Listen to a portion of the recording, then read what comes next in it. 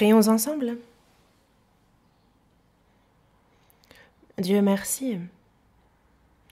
Nous étions voués à l'enfer et étions misérables. Mais Seigneur, sur la croix, tu as versé ton sang et tu nous as sauvés. Merci beaucoup. Seigneur, tu as ressuscité au 3e jour et tu as ainsi garanti et scellé le pardon de nos péchés. Merci. Et après notre salut aussi, tu nous as donné le Saint-Esprit. Tu marches toujours avec nous et tu sais quand on s'assoit, quand on se lève et à chaque instant, à chaque moment tu nous aides, nous t'en remercions. Que nous puissions en tant que vrais chrétiens t'aimer, croire en toi, nous appuyer en toi et vivre dans ce monde. Ainsi, nous avons pour cela besoin de ton aide. Et ce monde est de jour en jour plus trouble, plus perturbé, mais que nous soyons davantage éveillés, que nous soyons plus proches de ta parole, que nous croyons davantage en toi pour que dans ce monde vain, nous puissions vivre comme il se doit. Nous demandons ton aide. Et c'est quand nous te faisons confiance, c'est quand on s'appuie sur toi que tu nous bénisses davantage dans la chair et en esprit. Il y a aussi notre famille, nos connaissances, nos amis, notre entourage aide afin qu'ils puissent être sauvés. Et aide-nous aussi à pouvoir vivre une vie de foi précieuse pour ton œuvre et que tous les frères et sœurs de l'Église de Paris puissent être unis. C'est notre souhait ardent. Aussi, bénis-nous davantage charnellement, que ce soit dans la sécurité que nous puissions prêcher davantage ton évangile, et nous souhaitons et désirons vraiment tes bénédictions. Le corona apporte des difficultés spirituelles, économiques, des difficultés de santé. Seigneur, tu as sous tes yeux toutes ces difficultés, mais que nous, nos regards ne soient tournés que vers toi et que ce soit en toi seulement que l'on s'appuie. Aide-nous en ce sens. Seigneur, tu as aimé la France et tu as établi ton Église à Paris, qu'à travers cette Église, ton évangile, Seigneur, puisse être largement prêché et que de nombreuses âmes puissent être sauvées, qu'elles puissent revenir à toi. Nous te prions ardemment d'œuvrer en ce sens. Que tous les saints de l'Église de Paris puissent être utilisés précieusement pour ton œuvre, qu'ils puissent participer, que l'on puisse prier ensemble, évangéliser ensemble. Aide-nous en ce sens. Et Seigneur, tu es avec nous dans toutes les communions. Merci. Et nous sommes parfois physiquement éloignés et il est assez difficile d'avoir la communion en ligne, mais il y a ces saints, ces frères et sœurs précieux qui sont éloignés et qui, même s'ils sont éloignés, participent en ligne à la communion. Seigneur, soutiens le cœur de ces précieux frères et sœurs et qu'à travers eux, tu puisses aussi agir et qu'ainsi, là où ils sont, ton Église puisse être établie. Nous prions pour que tu accordes cette grande grâce. Aujourd'hui encore, c'est devant ta parole que nous nous présentons. Aide-nous à comprendre ta parole, Seigneur. Fais que nous puissions aussi être... Aide-nous afin que nous puissions la mettre en pratique. Nous confions toutes choses entre tes mains, miséricordieux, Seigneur, et nous avons prié au nom du Seigneur Jésus. Amen.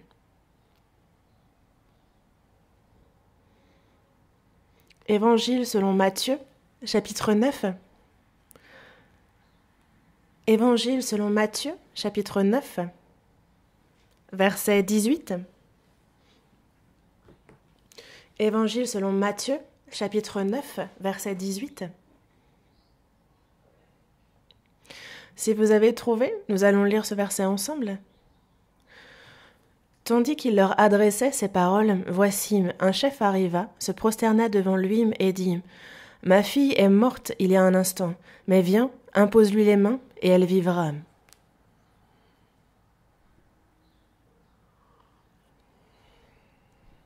Évangile selon Luc, chapitre 8. Cherchons aussi ce passage, Évangile selon Luc, chapitre 8, verset 40.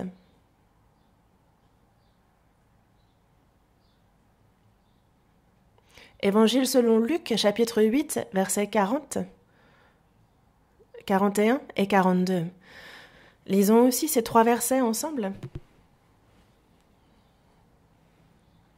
À son retour, Jésus fut reçu par la foule car tous l'attendaient. Et voici, il vint un homme nommé Jaïrus qui était chef de la synagogue. Il se jeta à ses pieds et le supplia d'entrer dans sa maison, parce qu'il avait une fille unique d'environ 12 ans qui se mourait. Pendant que Jésus y allait, il était pressé par la foule. Jusqu'ici. Dans Matthieu, le chapitre 9, verset 18, et dans Luc, chapitre 8, du verset 40 au verset 56, et aussi dans Marc, chapitre 5, on nous décrit un même épisode. On a Jaïrus, le chef de la synagogue, dont la fille reprend vie. On voit aussi une dame qui souffre depuis 12 ans d'une perte de sang, et qui guérit. C'est également cet épisode qui nous est décrit dans ces passages. Mais ce qui est particulier, c'est que ces 2 épisodes-là se croisent. Alors que il aurait très bien pu, ces 2 éléments, être décrits l'un après l'autre, comme c'est en général le cas. Ils auraient pu arriver à des moments différents, car la direction prise à travers ces épisodes est différente. Mais ces 2 épisodes-là, c'est à un même moment, à un même lieu, qu'ils arrivent en même temps. Et ce n'est pas le fruit du hasard. C'est un enseignement très important pour nous que Dieu veut nous donner à travers ces 2 épisodes. Et cela ne fait aucun doute, justement. Et il en va un peu de même de notre vie. Nous aussi, nous prions avec ferveur. Il y a une chose que nous souhaitons qu'elle s'accomplisse. Et au moment crucial, il arrive que quelque chose survienne. Et ce que je souhaitais ardemment, ce pourquoi je priais, il arrive que cela ne se produise pas. On a l'impression que cela ne se produira pas. Il nous arrive d'être déçus, et même souvent. Mais si un tel moment nous arrive, est-ce que finalement je pourrais ne pas m'inquiéter, ne pas avoir peur et m'appuyer entièrement dans le Seigneur? Et on a besoin de réfléchir à ce point-là. Jésus parlait du vin nouveau et du vieux vin. Et alors qu'il parle de ces choses-là, il y a le chef de la synagogue, qui s'appelle Jaïrus, qui vient vers lui, qui va vers le Seigneur. Et dans Matthieu, chapitre 9, verset 18, que nous venons de lire, on voit qu'un chef arriva, il se prosterne devant lui et dit « Ma fille est morte il y a un instant, mais viens, impose-lui les mains, et elle vivra. »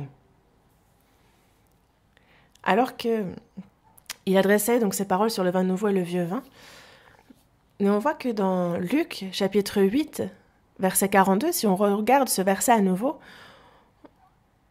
on voit qu'il avait une fille unique d'environ 12 ans qui se mourait.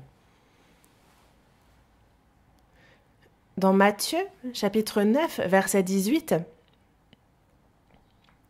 il dit de sa fille « Ma fille est morte il y a un instant ». Jaïrus,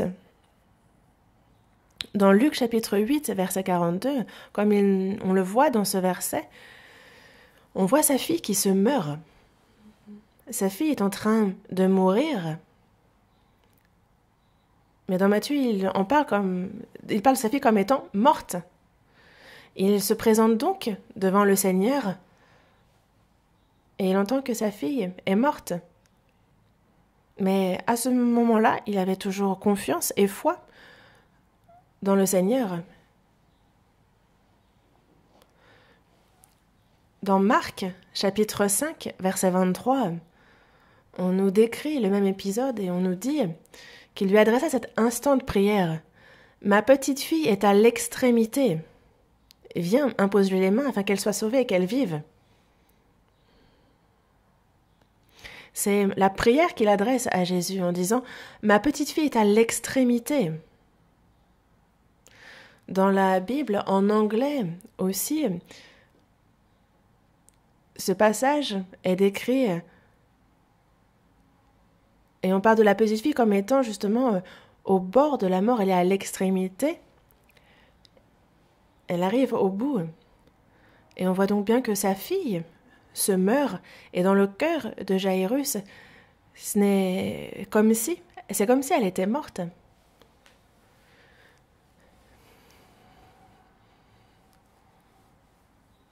Et donc, qu'elle se meure ou qu'elle soit morte,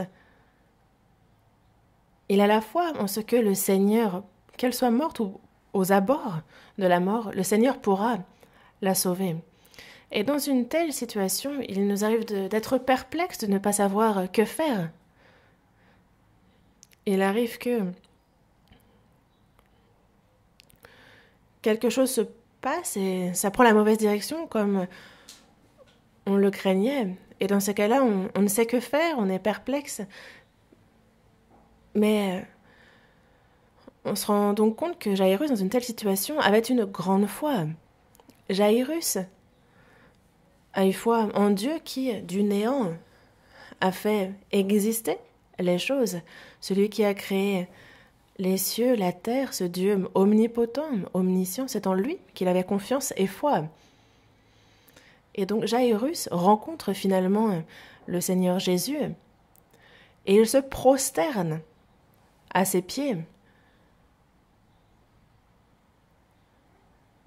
Et on peut se demander, qu'est-ce qui a bien pu pousser ce chef de synagogue à se présenter, à se prosterner devant Jésus?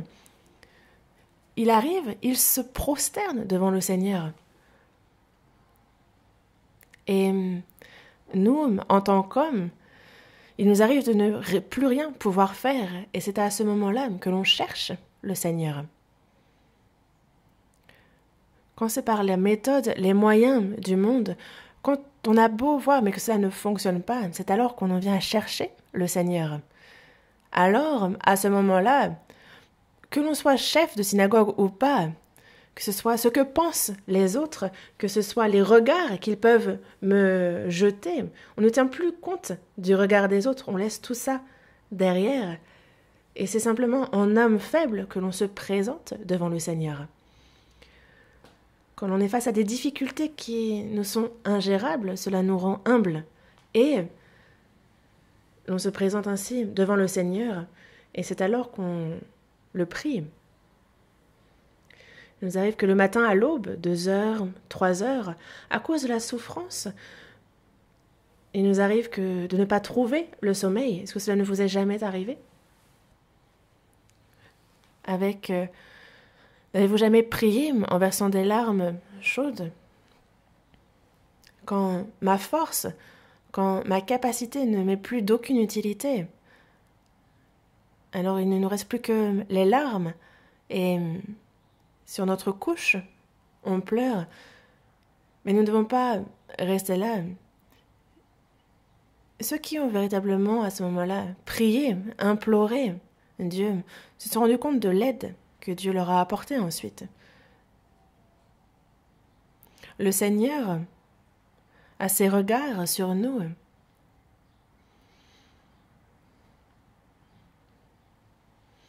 Et cette prière ardente qui lui est adressée dans la difficulté, il l'a entendue.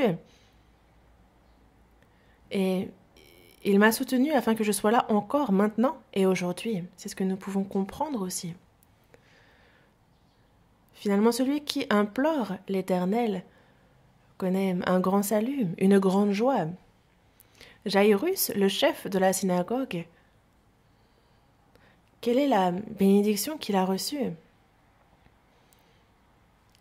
Il a vu sa fille en bonne santé. Il a dû s'en réjouir d'ailleurs.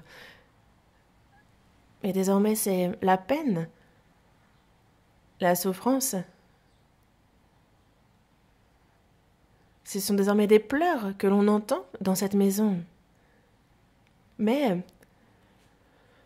le Seigneur, lorsqu'il a redonné vie à sa fille, alors le rire, le sourire a rempli de nouveau cette maison. Et cela a redonné motivation et énergie et vie à cette maison. Ceux qui cherchent le Seigneur ne sont pas abandonnés. Voyons dans le psaume 40. Psaume 40, verset 17. Si vous avez trouvé, nous allons lire ensemble ce verset. Que tous ceux qui te cherchent soient dans l'allégresse et se réjouissent en toi. Que ceux qui aiment ton salut disent sans cesse, exalté soit l'Éternel.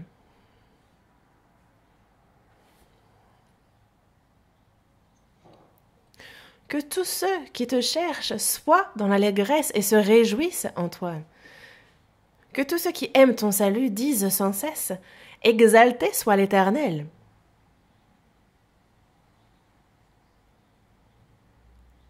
Le Seigneur satisfait ceux qui le cherchent. Ceux qui le cherchent sont tous dans l'allégresse, car ils sont combien il est grand. Et c'est quand on le cherche, on en vient à le constater. Et qu'est-ce qui a poussé Jairus à aller vers le Seigneur? C'est la mort de sa fille.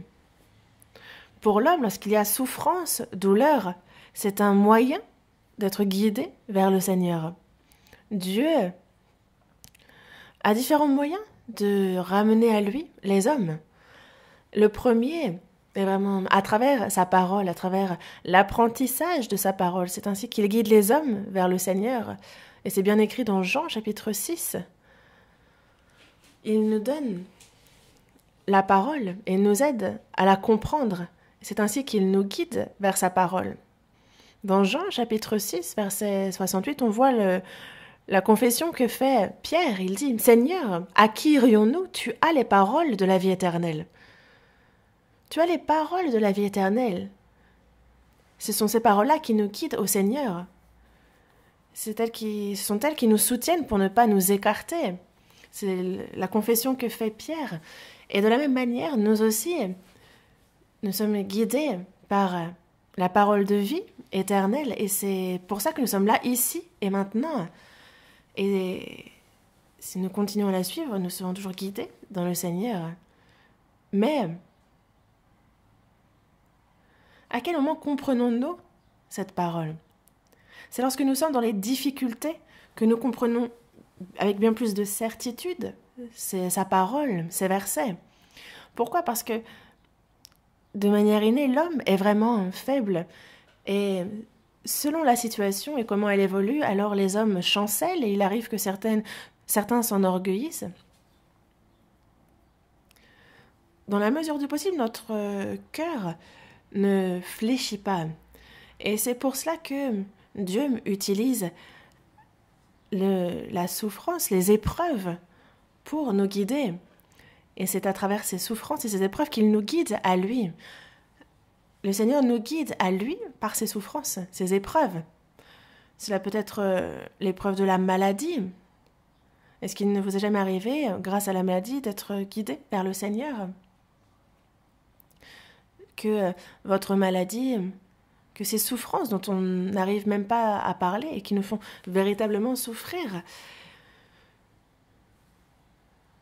Ce qui fait bien plus mal d'ailleurs que ces maladies, c'est que lorsque ce sont nos proches qui, eux, sont touchés par la maladie, par la mort, ce sont vraiment des choses qui nous blessent dans notre cœur, qui nous font souffrir lorsque ceux qu'on aime, quand on voit leurs souffrances, leurs épreuves, Alors, cela fait vraiment nous agenouillir, ces genoux qui ne voulaient pas fléchir. Ce sont ces épreuves-là qui vraiment nous font nous agenouiller devant Dieu. Ce sont ces maladies, que ce soit nous ou nos proches qui soient touchés, ce sont des moyens pour nous guider à lui. Et c'est vrai que nous ne pouvons pas faire grand-chose pour ceux qui nous entourent lorsqu'ils sont dans la souffrance, dans la douleur, dans la maladie. Ce que moi, je peux faire pour eux, c'est seulement de prier en versant des larmes. Car leur souffrance, quand je les vois, cela me pousse vraiment à prier avec ardeur. Les épreuves, les souffrances nous permettent de fléchir ce cou qui est pourtant bien plus dur qu'un noyau de fer. Ce sont ces épreuves-là qui nous font ouvrir cette bouche fermée très durement et qui nous font invoquer Dieu, qui nous font nous agenouiller alors que nous étions très enorgueillis. Ces souffrances, ces peines se transforment en joie, en allégresse quand on rencontre le Seigneur. On voit Jairus, le chef de la synagogue, qui n'a pas abandonné la foi. Ouvrons à l'Évangile selon Marc, chapitre 5. Évangile selon Marc, chapitre 5, verset 21.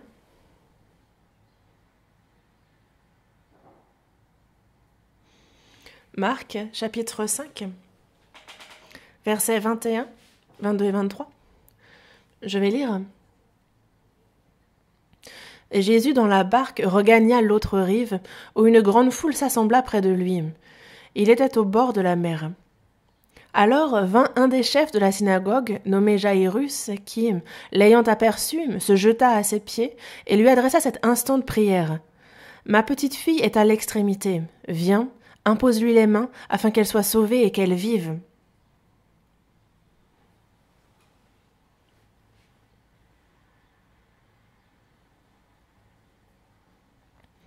Dans le verset 21, on voit Jésus qui est près d'une rive et en fait il y a Jairus qui vient le trouver. Et on le voit qui lui adresse cet instant de prière alors que lui est chef de la synagogue. Il a mis de côté sa fierté, son amour-propre et regardez un peu comment il s'humilie devant le Seigneur. Dans le verset 23, on le voit qu'il lui adresse cette instant prière. Il a beaucoup prié, il a insisté. Et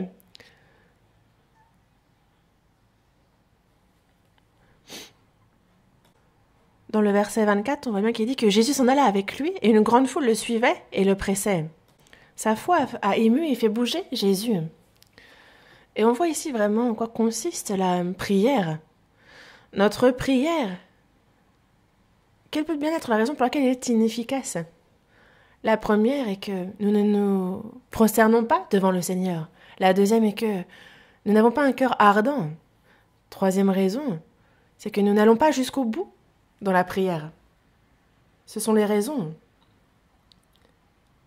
Est-ce que, par hasard, ma prière ne serait pas inefficace, retardée ou ne s'exaucerait-elle pas à cause des trois raisons que je viens de citer ? Il nous faut y réfléchir. Devant le Seigneur, est-ce que mon cœur n'est-il pas élevé ? Est-ce que je me suis vraiment prosternée devant lui ?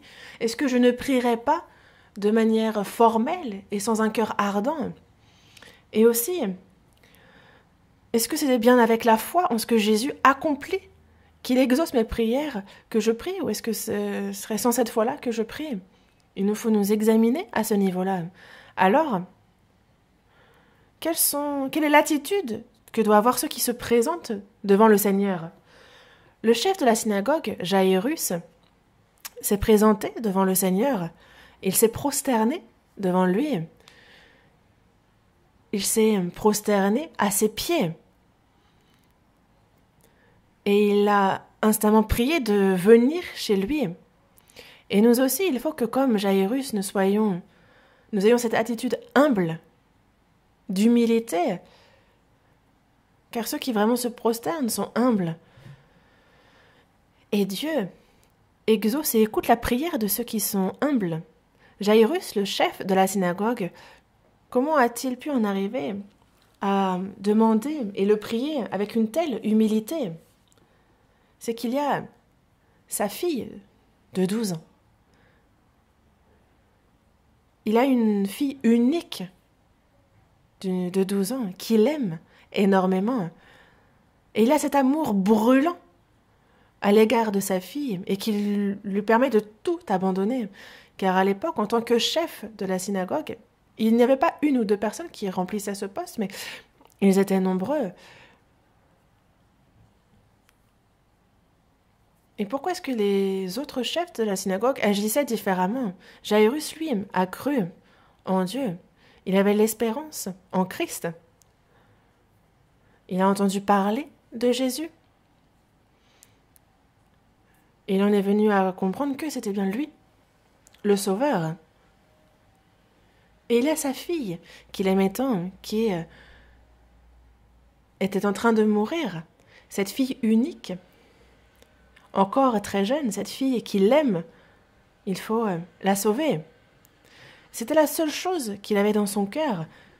Et donc il a laissé de côté toute sa dignité, son amour-propre, et regardez comment il invoque le Seigneur. C'est bien ici la force de l'amour. Nous pouvons voir ici vraiment la force de l'amour. Mais notre cœur ardent, le Seigneur y est sensible, mais il arrive que Dieu patiente.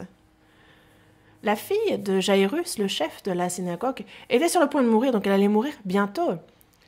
Mais le Seigneur s'attarde. Il arrive que le Seigneur, justement, fasse traîner les choses. Et c'est bien en vue de glorifier bien davantage Dieu. Il arrive qu'il fasse traîner les choses, mais la bénédiction qu'on en reçoit est bien plus grande. Il arrive que ce soit le moyen qu'utilise le Seigneur. On retourne à Matthieu, chapitre 9. Matthieu, chapitre 9, verset 19, du verset 19 au verset 22. Évangile selon Matthieu, chapitre 9, du verset 19 au verset 22.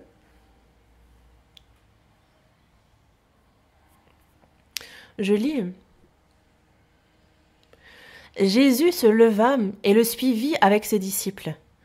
Et voici, une femme atteinte d'une perte de sang depuis 12 ans s'approcha par derrière et toucha le bord de son vêtement. Car elle disait en elle-même, « Si je puis seulement toucher son vêtement, je serai guérie. » Jésus se retourna et dit, en la voyant, « Prends courage, ma fille, ta foi t'a guérie. » Et cette femme fut guérie à l'heure même.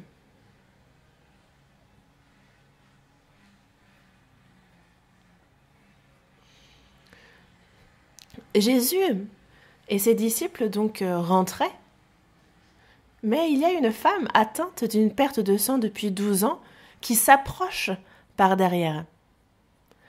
Alors qu'il est en route pour aller s'occuper de la fille de Jairus, en chemin, il y a cette femme qui interfère. Mais c'est par la foi qu'elle fut guérie de sa maladie. Mais si on lit ce passage de la Bible en diagonale, sans s'y intéresser particulièrement, on pourrait se dire « Ah, oh, elle a souffert 12 années, mais cette femme, ah, elle a été guérie. Elle a une grande foi, c'est bien. Ah, c'est ce qui est arrivé. » On pourrait très bien s'arrêter là et continuer de lire. Mais le point de vue ici est important. Il ne faut pas se placer à l'extérieur comme une tierce personne. Mais si, au contraire, on regarde ce passage du point de vue de Jairus, on a besoin de se mettre à sa place. Quelle est la situation? Il y a sa fille bien-aimée qui est au seuil de la mort. Et tout d'un coup, il y a une femme qui s'immisce qui interfère. Et du point de vue de Jairus, on pourrait vraiment dire qu'elle s'immisce. C'est, je pense, la bonne expression. Et dans Luc, chapitre 8, on voit que cette situation nous est décrite plus en détail. On retourne à l'évangile selon Luc, chapitre 8. Évangile selon Luc, chapitre 8, à partir du verset 42 jusqu'au verset 48. Évangile selon Luc, chapitre 8, versets 42 à 48. On va regarder chacun de ces versets et je vais vous les expliquer. Dans le verset 42, « Parce qu'il avait une fille unique d'environ 12 ans qui se mourait. Pendant que Jésus y allait, il était pressé par la foule.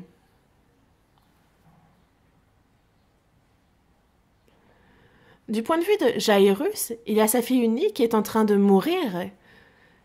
Mais donc Jésus se rend chez lui et il y a la foule qui presse Jésus. Sa fille bien-aimée est en lutte avec la mort, mais ici il y a tellement de monde, il y a une foule. Il y a beaucoup de personnes, et vraiment beaucoup de personnes. Et ça prend pourtant du temps de s'y rendre à pied, mais en plus il y a la foule qui presse le Seigneur, et donc ils sont forcés d'avancer lentement. Et là, une femme arrive. Dans le verset 43, « Or, il y avait une femme atteinte d'une perte de sang depuis 12 ans, et qui avait dépensé tout son bien pour les médecins, sans qu'aucun ait pu la guérir. » Verset 44, « Elle s'approcha par derrière, et toucha le bord du vêtement de Jésus. Au même instant, la perte de sang s'arrêta. » On voit donc qu'il y a une foule, une grande foule, et certainement que les disciples étaient proches de Jésus et marchaient à ses côtés. Mais alors cette femme atteinte d'une perte de sang depuis 12 ans a dû se frayer un chemin dans la foule pour toucher le bord du vêtement de Jésus. Cette femme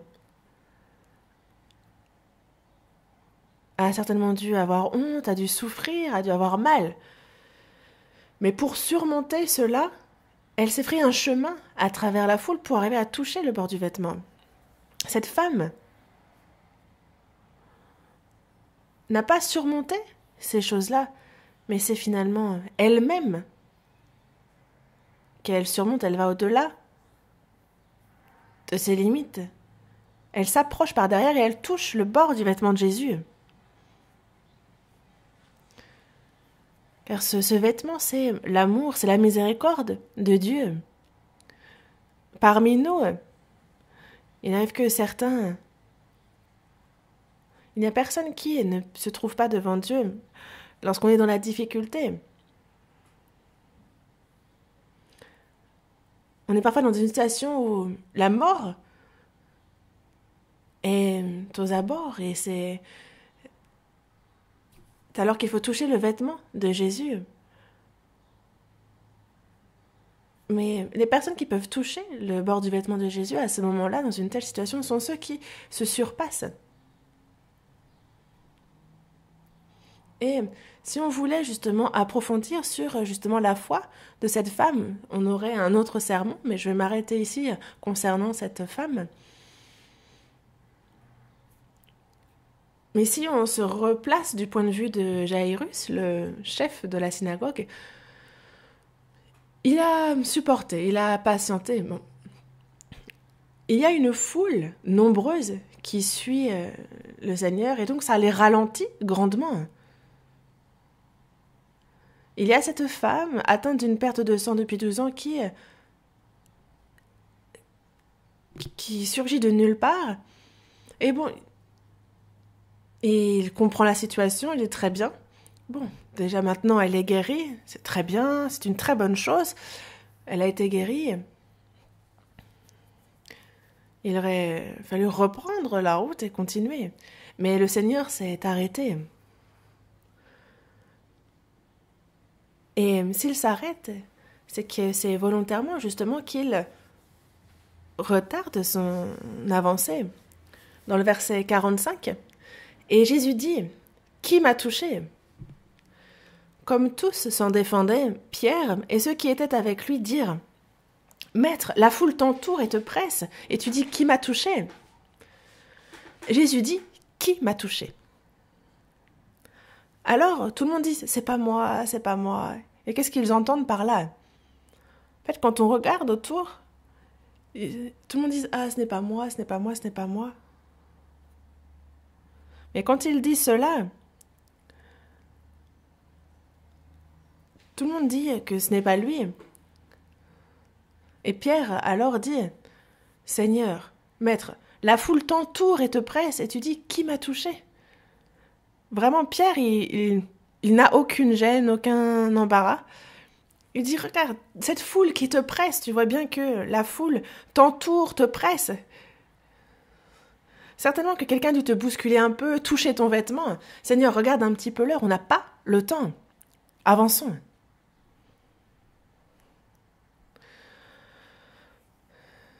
Et Pierre parle comme s'il comprenait le cœur de Jaïrus, le chef de la synagogue. Mais Jaïrus, s'il avait dû parler, certainement qu'il aurait eu le même discours que Pierre, ils avaient certainement le même cœur. Mais Jésus, lui, ralentit encore. Et il souhaite justement que cette personne se manifeste. Jusqu'à ce que cette personne se manifeste elle-même, il patiente. Verset 46. Mais Jésus répondit, « Quelqu'un m'a touché, car j'ai connu qu'une force était sortie de moi. »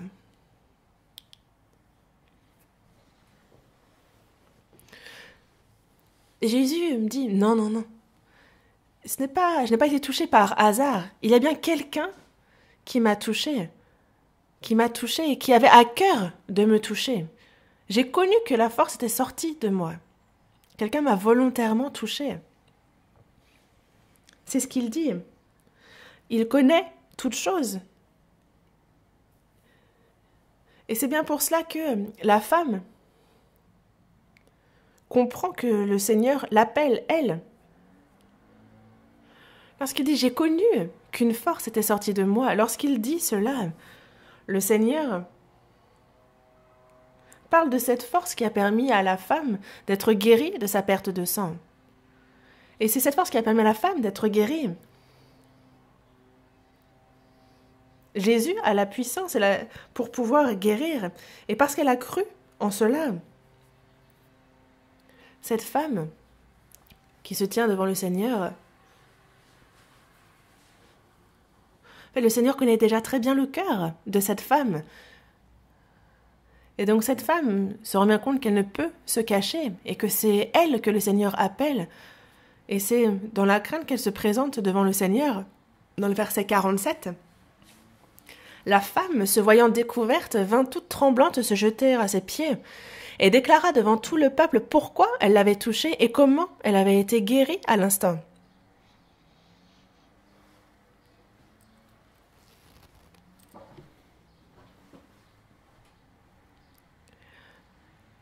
Elle se présente donc devant le Seigneur et c'est devant tout le peuple qu'elle explique pourquoi elle l'a touché et comment aussi elle a été guérie.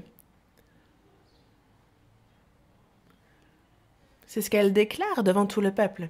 Dans le verset 48, Jésus lui dit « Ma fille, ta foi t'a sauvée, va en paix. »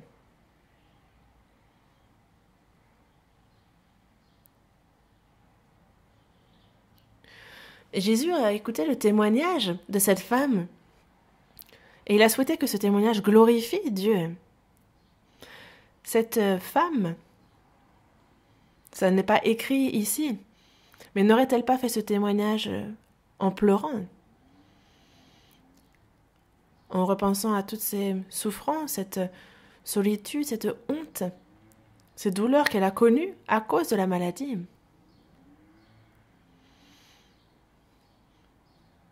Mais elle a entendu parler de Jésus et désormais, dans son cœur, elle avait ce brin d'espoir que, toucher son vêtement ne me guérirait-il pas? Elle a entendu que Jésus passait par là.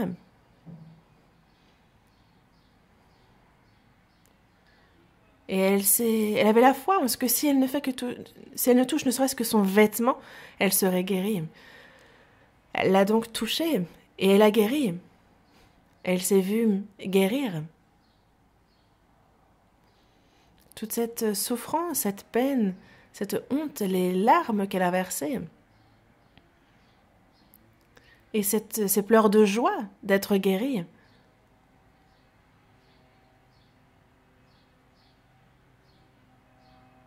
Elle a certainement dû beaucoup pleurer lorsqu'elle a parlé devant tout le peuple. Et tout le peuple a entendu ce qu'elle a dit. Certainement qu'eux aussi ont dû être touchés et pleuré. Peut-être que Jairus aussi a hoché de la tête, a acquiescé et pleuré. Mais alors survient une nouvelle. Dans le verset 49, lisons ensemble le verset 49. Comme il parlait encore, survint de chez le chef de la synagogue quelqu'un disant « Ta fille est morte, n'importune pas le maître. »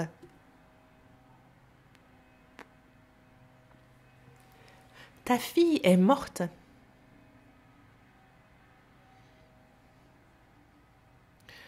Ah, mais si le peuple, si la foule ne nous avait pas pressés, si cette femme n'était pas intervenue, si Jésus avait marché plus vite, alors ma fille unique ne serait pas morte.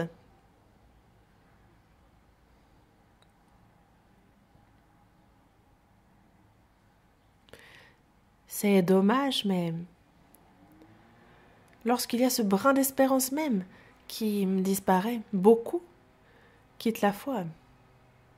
Encore maintenant, il y a ceux qui rencontrent des difficultés et qui disent que Jésus, ils sont catégoriques disant que Jésus ne les regarde pas. Et on les voit donc quitter l'Église, on les voit quitter le Seigneur. Il y en a encore beaucoup de nos jours. Il y a un cantique qui dit que quelles que soient les souffrances que je rencontre, cela n'est absolument pas comparable aux souffrances qu'a connues mon Seigneur, Jésus. Et cette croix que je porte,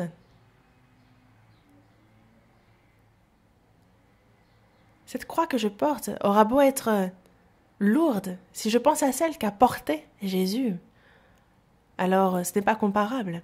Il y a un cantique avec de telles paroles. Mais certains, quand ils entendent ce cantique, disent « Moi, la croix que je porte est bien plus lourde que celle de Jésus. »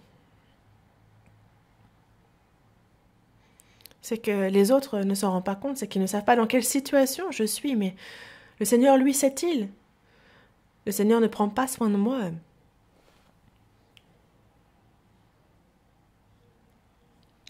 Et j'ai entendu quelqu'un marmonner ça dans sa barbe. Et je n'avais rien à répondre. Car quelle que soit l'exhortation, quelle que soit la consolation que l'on veuille apporter à cette personne, elle ne l'aurait pas reçue.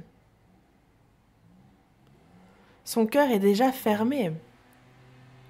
Et donc au final, cette personne a quitté l'Église. Et on voit encore beaucoup de personnes dans ce cas. C'est un grand malentendu. Le Seigneur qui s'est chargé de sa croix connaît toute ma situation. Et c'est celui qui se charge de tous nos poids. Dieu est celui qui a toute notre vie. C'est lui qui s'en charge complètement.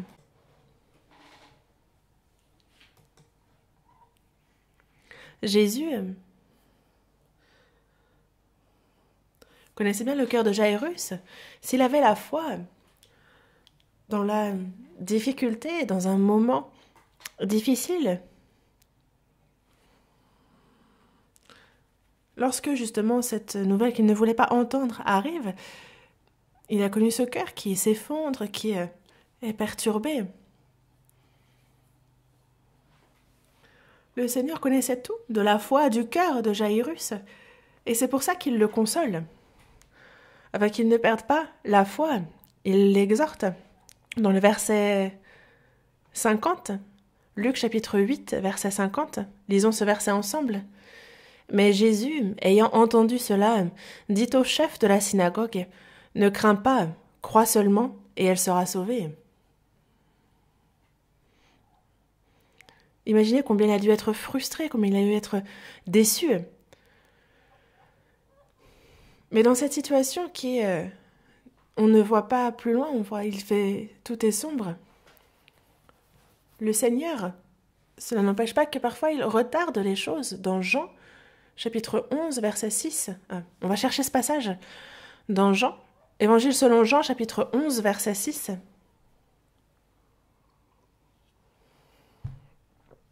Évangile selon Jean, chapitre 11, verset 6, on le lit ensemble. Lors donc qu'il eut appris que Lazare était malade, il resta 2 jours encore dans le lieu où il était. Le Seigneur a appris que Lazare était malade, qu'il mourrait bientôt. Il connaissait tout cela, mais il resta 2 jours encore dans le lieu où il était. Il ne s'est pas levé immédiatement, il n'est pas parti sur le coup. Il resta 2 jours encore dans le lieu où il était, il retarde, il traîne. Et il en allait de même pour Jaïrus. Mais ce qu'il nous faut savoir, c'est que le Seigneur s'est levé, qu'il est parti. Et Jaïrus, le chef de la synagogue aussi, l'a invoqué, il a insisté. Et on voit donc le Seigneur qui se rend, il bouge, il se rend chez le chef de la synagogue. Lorsque le Seigneur a dit « Allons », on ne peut pas être déçu lorsqu'il y a quelque chose qui survient, lorsque cela traîne. Une personne qui s'accroche au Seigneur ne sera jamais déçue par lui. Que nous dit-il ? Ne crains pas, crois seulement. Le Seigneur agit au-delà de la notion de temps. Et c'est pour cela que il ne faut pas être déçu pour des questions de timing. Car ce n'est pas la notion de temps qui est importante. Il y a ce mur pour l'homme qui est la mort. Et l'on ne peut rien faire vis-à-vis d'elle.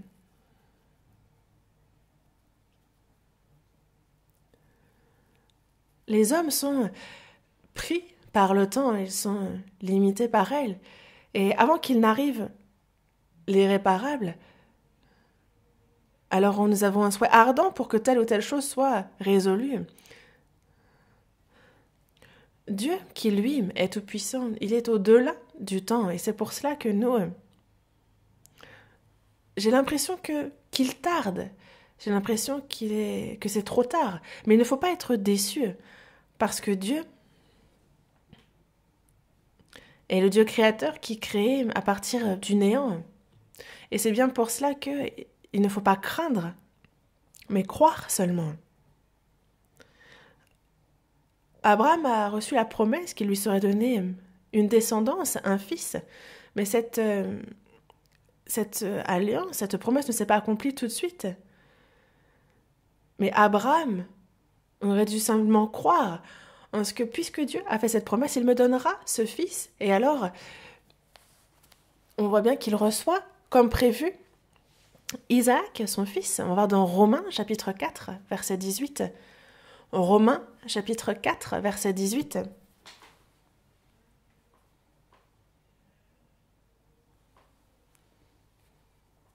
Romains, chapitre 4, verset 18. Lisons ensemble. Espérant contre toute espérance, il crut, en sorte qu'il devint père d'un grand nombre de nations. Selon ce qui lui avait été dit, telle sera ta postérité. Abraham a espéré contre toute espérance. Il crut. C'est cela, la foi. Quand on est loin, quand ce n'est plus selon la raison, selon la logique, quand à ce niveau-là, tout nous semble impossible selon la situation dans laquelle on est. Mais quand on espère contre toute espérance, quand on croit, même dans une telle situation, c'est alors la véritable foi. Et comme il lui avait été promis, il a été le père d'une grande postérité. Il a gardé cette promesse en lui, il y a cru, il a espéré contre toute espérance. Et même si cela a tardé, comme promis, il lui a été donné Isaac. Et on voit que, comme prédit, Israël est aussi une grande nation à l'heure actuelle. Voyons aussi dans Ésaïe chapitre 7. Ésaïe chapitre 7, verset 8. Ésaïe chapitre 7, verset 8.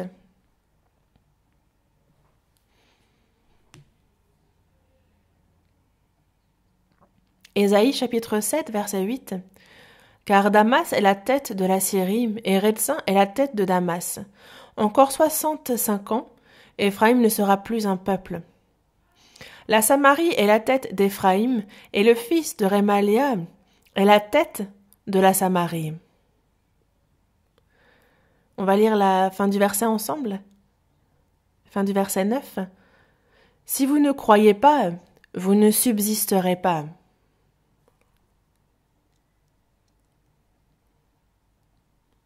Sans foi, on ne peut subsister.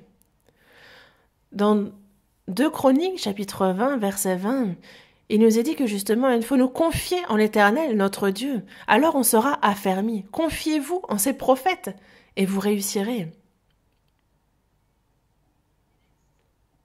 Même lorsque les choses prennent du retard, ce que nous, en tant qu'hommes, il faut que nous fassions, c'est que même si j'ai l'impression que cela tarde, que la situation empire, Dieu, lui, on peut avoir l'impression qu'il ne fait qu'observer et qu'il reste distant. Ce qu'il nous dit, c'est « Ne crains pas, crois seulement, et elle sera sauvée. »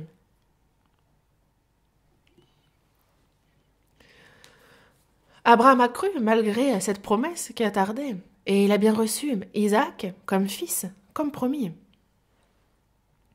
Entre moi et le Seigneur, on peut avoir l'impression que certains interfèrent, qu'ils viennent s'immiscer entre nous et le Seigneur. On se dit, mais pourquoi t'es là encore? Parfois, on se plaint, on s'énerve, mais on peut avoir l'impression que telle ou telle personne interfère, s'immisce entre moi et le Seigneur, mais ne vous énervez pas, ne vous emportez pas, ne soyez pas fâchés, ne vous irritez pas. Pas besoin d'être inquiet ou anxieux. Car le Seigneur me guide, et comme il guide d'une autre manière l'autre personne, ce n'est pas parce que telle ou telle personne s'immisce ou interfère que ça va changer les plans de Dieu pour moi. Ça ne m'empêchera pas d'être béni de telle ou telle manière comme Dieu l'a prévu. Le chef de la synagogue, Jaïrus, marchait avec Jésus jusqu'à chez lui. Et il y a soudainement cette femme qui s'immisce, cette femme atteinte d'une perte de sang depuis 12 ans. Et cette femme, on voit que le Seigneur s'intéresse tout particulièrement à elle. On a l'impression que le Seigneur laisse de côté, qu'il remet à plus tard l'affaire de Jaïrus pour s'intéresser à cette femme. Mais Jaïrus, lui, a ainsi analysé la situation parce que, selon la situation, il y avait sa fille qui était sur le point de mourir. Et donc, il aurait très bien pu avoir l'impression que, le Seigneur n'a pas l'air de s'intéresser à mon affaire. Mais il n'a pas besoin d'être déçu, parce que le Seigneur a sa propre notion de temps. Le temps, selon l'homme et selon Dieu, est différent. Et donc, ne soyez pas déçus, ne vous démontez pas. Vraiment, ne vous démontez pas sous prétexte qu'un tel ou un tel a interféré. La bénédiction qui nous est réservée, on peut avoir l'impression qu'elle a finalement été donnée à quelqu'un d'autre. La situation peut nous sembler être ainsi, mais dans toute situation, il nous faut rendre grâce à Dieu. Et j'aimerais que l'on ne craint pas, mais que l'on croit seulement. Dans le psaume 37, Dans le psaume 37, en fait, on doit résumer ce psaume. Le verset 7 résume bien ce psaume. Le verset 7 est vraiment le verset central du psaume 37. On va chercher ce psaume. Psaume 37, verset 7.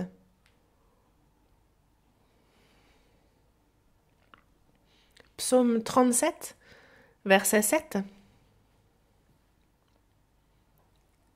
Lisons ensemble. Garde le silence devant l'Éternel et espère en lui. Ne t'irrite pas contre celui qui réussit dans ses voies, contre l'homme qui vient à bout de ses mauvais desseins. Le psaume 37 nous parle de ceux qui réussissent dans leur voie, qui sont honnêtes, sincères, sérieux. Mais il nous est bien dit de garder le silence devant l'Éternel, d'espérer en lui, de ne pas s'irriter. Le psaume 37 est un psaume de David. Et entre David et Dieu, il n'y avait aucun problème. Mais qui s'est immiscé? On a Saül qui interfère. Mais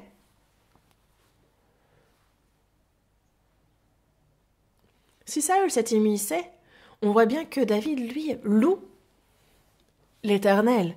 Entre Joseph et son père, on voit bien, et Dieu, on voit que justement il y a ses frères qui s'immiscent et qui le vendent comme esclave en Égypte.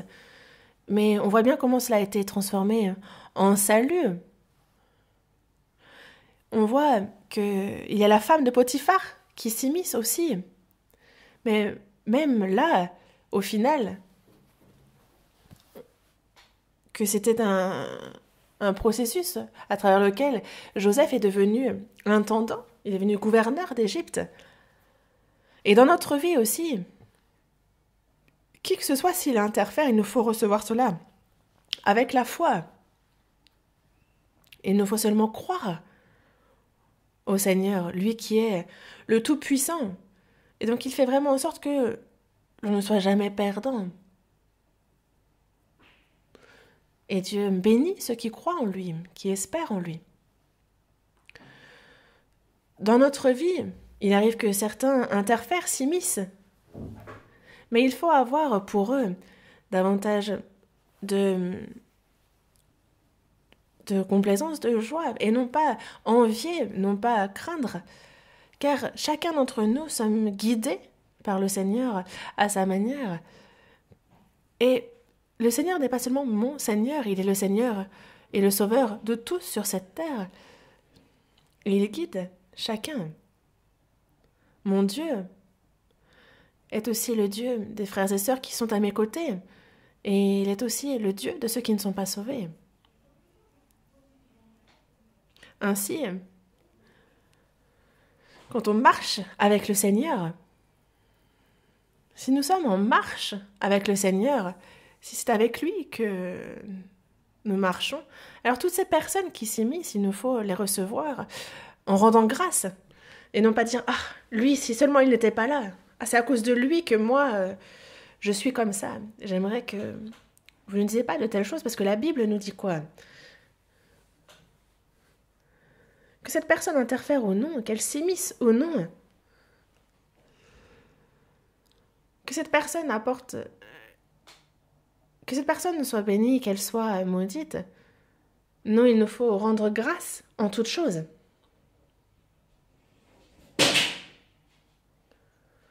Le Seigneur a soutenu la foi faible de Jairus en lui disant « Ne crains pas, crois seulement ». Et Jésus a aussi prié pour la foi de Pierre. Il a soutenu la foi de Jairus, la foi de Pierre, pour laquelle il a prié aussi.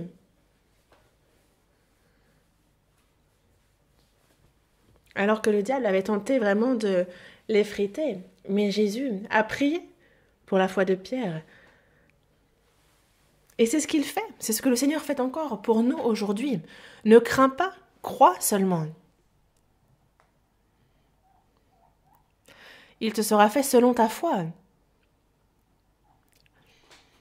La foi triomphe de toute situation et permet de voir les miracles de Dieu. On retourne à l'Évangile selon Luc, chapitre 8. Évangile selon Luc, chapitre 8, versets 54 et 55. Luc, chapitre 8, versets 54 et 55. Si vous avez trouvé, nous allons lire ensemble. Mais il la saisit par la main et dit d'une voix forte, « Enfant, lève-toi !» Et son esprit revint en elle, et à l'instant elle se leva, et Jésus ordonna qu'on lui donnât à manger. Et Jésus a dit, « Talitha koumi », ce qui signifie « Jeune fille, lève-toi ». Le Seigneur, à ce moment même, nous dit aussi, à ceux qui ne sont pas sauvés, il dit « Talitha koumi », qui signifie « Lève-toi, lève-toi d'entre les morts ». Et à nous qui sommes sauvés, aux chrétiens, il dit « Talitha koumi ». Lève-toi, jusqu'à quand seras-tu ainsi dans l'obscurité? Lève-toi, relève-toi, soldat de la foi. Le Seigneur, on voit qu'il y avait cet enfant, cette jeune fille qui était morte, il lui dit « Talitha koumi ». Jeune fille, lève-toi.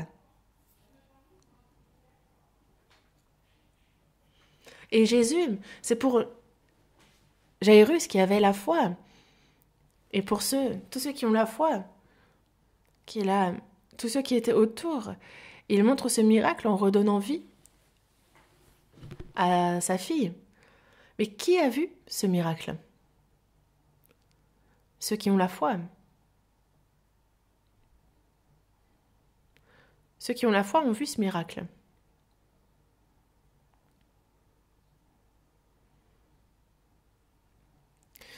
Mais on va voir aussi ce qui a été dit dans 2 Thessaloniciens chapitre 3, verset 2.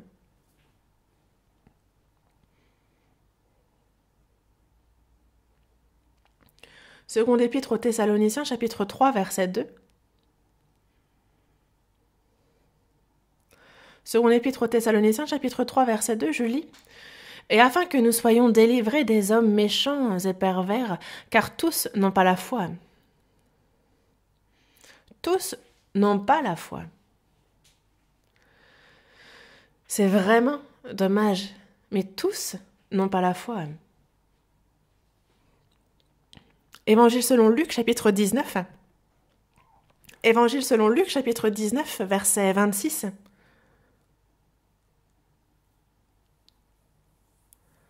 Évangile selon Luc, chapitre 19, verset 26.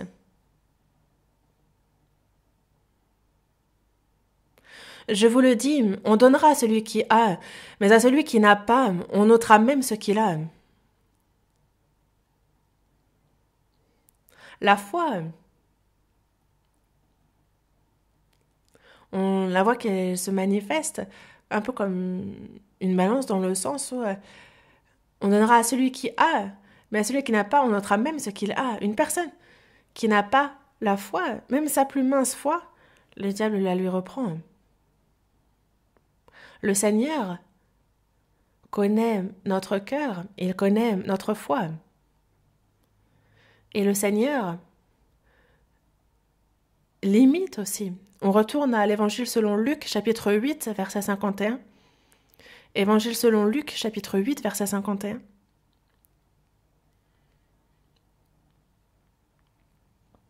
On lit ensemble le verset 51. Lorsqu'il fut arrivé à la maison, il ne permit à personne d'entrer avec lui, et si ce n'est à Pierre, à Jean et à Jacques, et au père et à la mère de l'enfant. Le Seigneur pose des limites. Il ne manifeste pas sa puissance à n'importe qui. C'est à ceux qu'il désigne qu'il donne sa bénédiction. Il est celui qui pose des limites. Ce que le Seigneur fait, il n'a pas permis à tous d'en être témoins. Parfois, il se cache et se manifeste à qui il veut, et seulement à ceux qui il veut. Dans Ésaïe, chapitre 45, verset 15, il dit « Tu es un Dieu qui te cache, Dieu d'Israël, Sauveur. » Dieu, le Seigneur, se cache aussi. Dans le Proverbe, chapitre 25, verset 2, il est dit que la gloire de Dieu, c'est de cacher les choses, mais la gloire des rois, c'est de sonder les choses. Dieu se cache aussi. Il pose des limites et ne manifeste sa puissance qu'à ceux à qui il veut, pas à tout le monde. Il ne se manifeste pas à n'importe qui. Et ce qu'il fait aussi, il ne le montre pas à n'importe qui. Pour le salut aussi, il l'accorde à ceux qui le cherchent. Le salut est limité à ceux qui se repentent, à ceux qui ont la foi. Dans Matthieu, chapitre 11, versets 25 et 26, on voit que, en ce temps-là, Jésus prit la parole et dit « Je te loue, Père, Seigneur du ciel et de la terre, de ce que tu as caché ces choses aux sages et aux intelligents, et de ce que tu les as révélées aux enfants. » Ceux qui sont simples, naïfs de cœur, qui se repentent, et qui, avec un cœur sage et intelligent, ceux qui ont la foi, ceux qui ont un même cœur que ces enfants, c'est à eux que se manifeste Dieu, le salut. Ceux qui s'imaginent être sages, ceux qui s'imaginent être intelligents, qui se considèrent comme étant justes, qui pensent pouvoir vivre dans le confort sans le Seigneur, qui s'appuient sur les biens matériels, à de telles personnes, Dieu se cache. Il dit « Oui, Père, je te loue de ce que tu l'as voulu ainsi. » La volonté de Dieu est qu'il se cache, il pose des limites, il donne le salut à ceux qui peuvent le recevoir. Et dans Proverbe chapitre 8, il est bien dit que ceux qui me cherchent me trouvent. Après notre salut aussi, ceux qui cherchent de tout leur cœur le Seigneur reçoivent davantage de grâce. Étudier la Bible n'est pas une chose aisée. Surtout, par exemple, pour moi, je suis quelqu'un d'on ne peut plus banal. Je n'ai rien de particulier, je ne fais rien de mieux que les autres, je ne suis pas plus intelligent qu'un autre. Je me dis, tiens, je vais mémoriser tel ou tel verset, j'apprends et 2 minutes après, j'oublie. En fait, pour des prédicateurs tout à fait ordinaires comme moi, prêcher est une chose parfois assez difficile à faire. On doit préparer le sermon de chaque dimanche. On a aussi le sermon pour la réunion des jeunes. On a aussi la réunion des responsables, la réunion des enseignants. Dans peu de temps, il y a la réunion pour les parents d'élèves et les professeurs. Et en fait, vraiment, on tremble quand on doit. C'est un peu triste, mais ça demande beaucoup d'énergie à préparer. Mais ce que je ressens, c'est que je prie d'abord pour l'Église, pour les saints, pour que vraiment les saints puissent être fortifiés, qu'ils puissent être soutenus et qu'ils puissent... Je le prie vraiment de me guider, de pouvoir guider son peuple par sa parole. Et alors Dieu donne sa parole. À ce moment-là, il donne sa parole quand je le prie ainsi. Il ne me donne pas la parole pour la semaine d'après, mais au moins il me donne pour la... Même s'il ne me donne pas 2 semaines à l'avance, il me donne en son temps, pour la semaine présente. Et je le remercie vraiment pour ça. Il donne la parole dont on a besoin. Mais si mon cœur n'est pas ardent, si je manque de ferveur, si je ne suis pas droit devant lui, alors il se cache. J'aurais beau lire, je ne comprends pas, je pourrais passer des nuits blanches à préparer ce sermon, il ne sera pas bon. Et ça, je le ressens vraiment que, même après notre salut, Dieu se manifeste à ceux qui le cherchent avec ferveur, alors il le trouve. Et quand on regarde dans la Bible aussi, on voit que Dieu s'est manifesté à plusieurs reprises à Abraham, mais il ne s'est pas manifesté à Lot le neveu, d'Abraham. Alors que la Bible nous dit bien que Lot est sauvé aussi, qu'il est chrétien. Lot, lui, au moment où Sodome et Gomorrhe sont touchés par le soufre et le feu, un ange est envoyé à Lot pour qu'il fuit. C'est un ange qui est envoyé, et ce n'est pas Dieu qui s'est manifesté lui-même. Et il y avait une 500 disciples environ, mais 70 de ces disciples ont vu davantage de choses, ont été plus proches. Et parmi ces 70 disciples, on a aussi 12 qui ont vu bien plus que ces 70 disciples. Et parmi ces 12 disciples, on a aussi 3 disciples en particulier, Jacques, Pierre et Jean, qui étaient particulièrement proches de Jésus et qui ont même été avec Jésus, accompagné Jésus sur le chemin pour aller sauver la fille du chef de la synagogue, Jairus. Ils en ont vu davantage de choses et ils ont expérimenté davantage de choses au contact de Jésus. Dieu limite. Vous connaissez le roi Hérode. Lorsque Hérode vit Jésus, il en eut une grande joie parce que depuis longtemps, il désirait le voir à cause de ce qu'il avait entendu dire de lui. Il espérait qu'il le verrait faire quelques miracles. Et donc on voit que il a rencontré, il vu Jésus et il a adressé beaucoup de questions à Jésus. Mais Jésus ne lui répondit rien. C'est écrit dans Luc chapitre 23. Parce que Jésus sait que ce qu'il espérait voir, c'était quelques miracles. Que c'est la raison pour laquelle il lui adressait beaucoup de questions. Et qu'il n'était pas sincère, qu'il ne croyait pas véritablement à Jésus, qu'il n'était pas ardent vis-à-vis de lui. Et c'est pour ça que Jésus ne lui répondit rien. Jésus a posé ses limites, car il connaît le cœur de chacun. Et ceux qui ne sont pas croyants, en fait, les gens regardent à droite, à gauche, en haut, en bas, de tous les côtés. Mais il y a un lieu vers lequel ils ne tournent pas leur regard. Ils ne regardent pas en haut. Pilate aussi a posé une question semblable. Il a dit, qu'est-ce que la vérité? On a eu l'impression qu'il aurait pu désirer le salut, qu'il avait l'air de vouloir recevoir le salut, qu'il aurait pu le recevoir. Il a dit, qu'est-ce que la vérité? Mais Jésus connaissait le cœur de Pilate. Et donc, il ne lui a pas répondu. Parce que Jésus ne lui donna point de réponse. Alors Pilate dit, mais est-ce à moi que tu ne parles pas? Ne sais-tu pas que j'ai le pouvoir de te crucifier, que j'ai le pouvoir de te relâcher?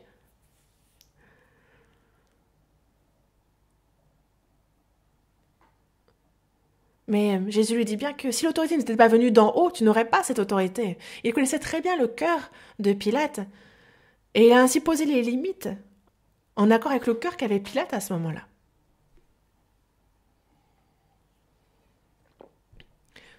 Et il y a notre Seigneur, et ceux qui le suivent, ceux qui suivent sa parole, alors il leur montre davantage de choses, il leur révèle de plus grandes choses. Mais pour certaines personnes, il les cache. Parce qu'on parle d'attacher une pierre à la fronde, qui est comme d'accorder des honneurs à un insensé. Une personne insensée qui nous accorde des honneurs, elle va juste la lancer, comme la pierre à la fronde. Il est dit aussi de ne pas jeter nos perles devant les pourceaux, parce qu'ils les piétinent. Le Seigneur fixe des limites, et il donne en accord avec la quantité que la personne peut recevoir. Il en va de même pour les souffrances et les épreuves. Il y a ces épreuves et ces souffrances auxquelles font face les saints, mais c'est en accord avec la mesure de la foi de chacun. Job a grandement souffert, n'est-ce pas? Il a été dans de grandes épreuves, mais il n'y a personne qui souffre autant actuellement. Mais Job, il lui a été donné en fonction de sa mesure de foi, et c'est pour ça qu'il a pu s'en sortir. Dieu ouvre notre cœur et nous révèle des choses en fonction de notre mesure de foi, selon notre proportion de fidélité, selon comment on suit sa parole. Alors les limites sont fixées selon cela. Et ce qu'il nous révèle est aussi en proportion de cela.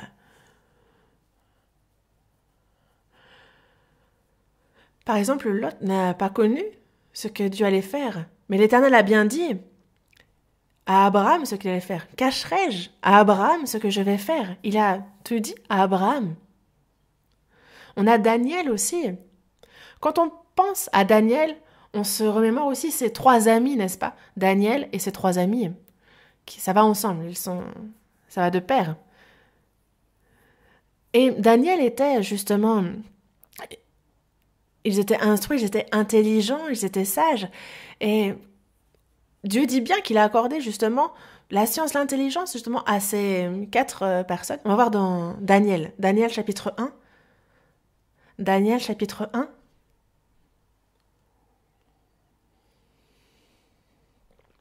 Daniel chapitre 1, verset 17. Lisons ensemble. Dieu accorda à ces 4 jeunes gens de la science, de l'intelligence dans toutes les lettres et de la sagesse. Et Daniel expliquait toutes les visions et tous les songes.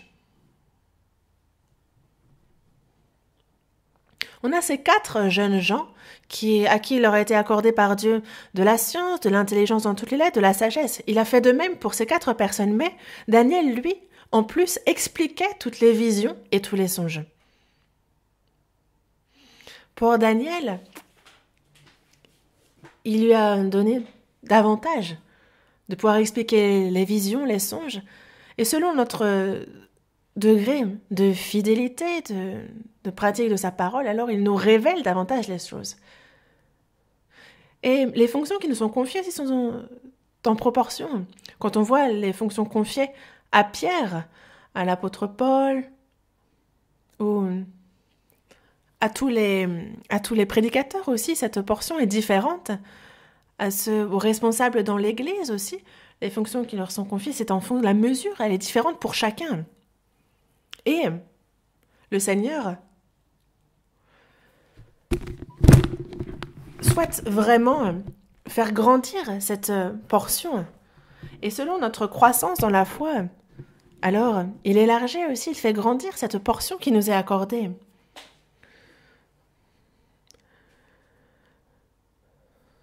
Et il y a certaines choses particulières que Dieu ne nous permet pas de voir. Que l'on soit intelligent, que l'on soit sage, on a l'impression que l'on pourrait comprendre, mais il y a des choses que l'on ne peut comprendre avec l'intellect humain. Concernant l'Église, concernant la Bible, concernant l'évangélisation, toutes ces choses-là, ce ne sont pas des choses que l'on peut faire avec l'intelligence humaine. Et c'est bien pour cela qu'il faut que Dieu ouvre les portes. Si ce n'est pas lui qui nous fait comprendre les choses, alors ce sont des choses que l'on ne peut voir. Auparavant, par exemple, le livre, l'Épître aux Hébreux, était difficile à appréhender, à comprendre. Par exemple, pour l'Épître aux Hébreux, c'était vraiment difficile d'approche. Mais petit à petit, il y a des portes que Dieu ouvre. Et si Ésaïe, le livre d'Ésaïe, s'ouvre aussi, alors ce sera vraiment remarquable. Mais il y a des domaines particuliers qu'il faut que Dieu lui-même ouvre pour que nous puissions voir et comprendre. Mais quand on est fidèle, lorsqu'on a un cœur ardent, ceux qui cherchent le Seigneur avec un cœur ardent, alors il fait comprendre bien plus de choses. Par exemple, Ézéchiel a vu bien plus que beaucoup de prophètes, Jean aussi, l'apôtre Paul aussi. Et nous, à notre époque, on voit les sermons qui se multiplient, on voit notre époque pour laquelle la connaissance de la Bible est bien plus grande. Mais que ce soit Ézéchiel, que ce soit l'apôtre Paul, ils ont vu ces choses-là en avance. Mais le Seigneur souhaite aussi que notre foi grandisse afin que nous puissions voir bien plus. Pour conclure, lorsqu'il y a ces vents et ces vagues, ces épreuves, ce chaos que nous rencontrons dans la vie, alors on a les épreuves qui viennent. Et alors c'est vers le Seigneur que l'on se tourne. Et on fait face à ces épreuves afin d'avoir un cœur ardent pour aller trouver le Seigneur. Et dans Proverbes, chapitre 8, verset 17, il nous dit « J'aime ceux qui m'aiment, et ceux qui me cherchent me trouvent. » Il arrive parfois que on a l'impression que la grâce du Seigneur tarde à venir, que dans notre vie, on est dans un tunnel obscur et qu'on n'en voit pas le bout, qu'on ne voit pas la lumière au bout du tunnel. Mais même dans ces moments-là, il ne nous faut pas craindre, mais il faut seulement croire. Le Seigneur répondra absolument, et il est celui qui nous fortifie, celui qui nous édifie. Et si on a fait l'expérience des miracles du Seigneur dans notre vie, si l'on a bien compris l'amour que le Créateur a eu pour nous, et si nous avons compris que ce Dieu créateur est celui qui nous console, celui qui nous fortifie, alors c'est désormais seulement sur lui qu'il nous faut porter nos regards et que ce soit avec seulement foi en lui qu'il faut que nous avancions. C'est ce que je vous souhaite parce que on a aussi appris comment le juste devait vivre dans le dernier séminaire pour la vie de foi. C'est on vit par la foi et pour la foi. Le Seigneur souhaite nous montrer davantage de foi, davantage de grâce. Nous allons prier. Dieu merci. Jairus, le chef de la synagogue, et à travers la mort de sa fille et cette fille qui reprend vie, nous avons appris sur ce miracle aujourd'hui. Lorsque les épreuves viennent, que nous puissions, Seigneur, avoir nos regards sur toi, Seigneur. Et tu nous as bien dit que c'était le moment où il nous faut t'invoquer.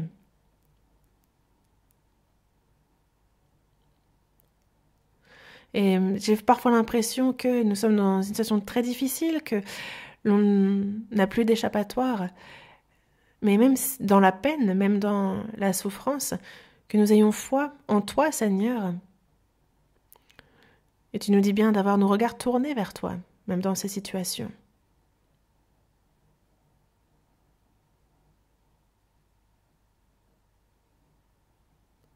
Et que nous puissions, avec un cœur toujours plus ardent, que nous cherchions davantage à te connaître,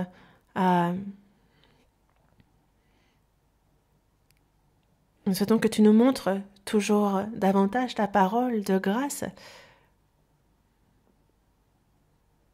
Il y a les frères et sœurs de l'Église de Paris, nos bien-aimés, qui, dans cette situation difficile, nous qui vivons en cette fin des temps, garde-nous, Seigneur. Et nous souhaitons que tu nous remplisses davantage de bénédictions, qu'aucun, Seigneur, ne te quitte et murmure contre toi. Qu'en tant que membre de ce corps qu'est ton Église, que nous marchions ensemble jusqu'à ton retour, que l'on puisse aussi garder la foi jusque-là. Aide-nous pour cela. Augmente notre foi, ouvre plus grand nos yeux spirituels. C'est notre désir ardent.